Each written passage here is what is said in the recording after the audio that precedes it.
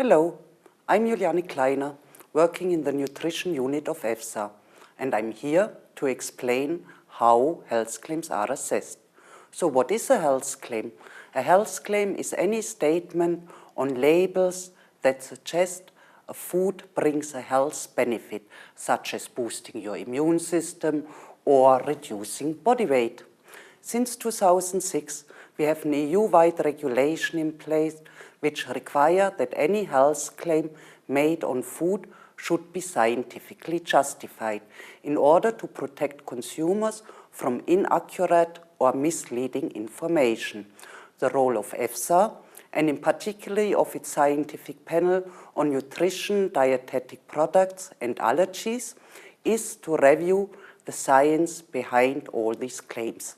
So how does EFSA perform this task?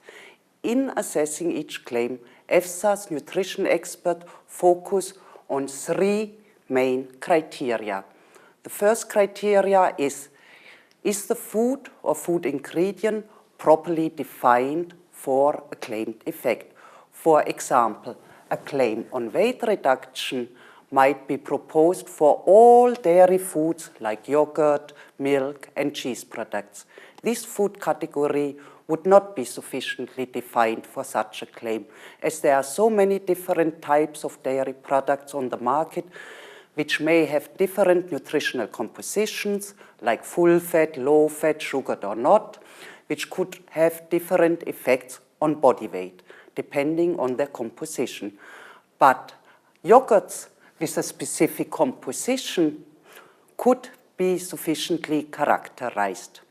The second criteria is the claimed effect properly defined?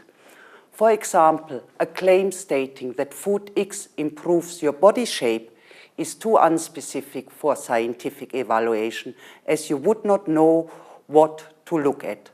But a claim stating that a food helps to reduce your body weight, this would be sufficiently defined because body weight can be measured. If criteria 1 and 2 are met, then the expert look at all the data available to see whether there is sufficient evidence to substantiate the claim. In this context, human intervention studies are crucial for the evaluation of whether the claim can be scientifically proven, but also other studies can provide useful supportive evidence, for example, on how this could work. The studies need to address the defined food.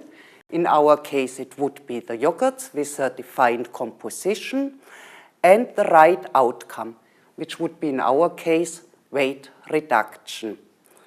At the end, the panel looks at the number of studies in favor and not in favor for the claim, also taking into account the quality of the studies and the plausibility of the claim, and then weighs the overall evidence to come to a conclusion.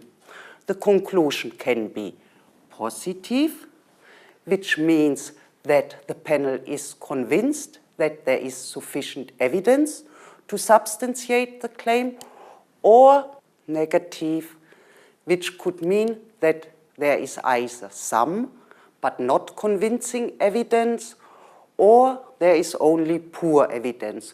For example, no human study at all to prove the effect.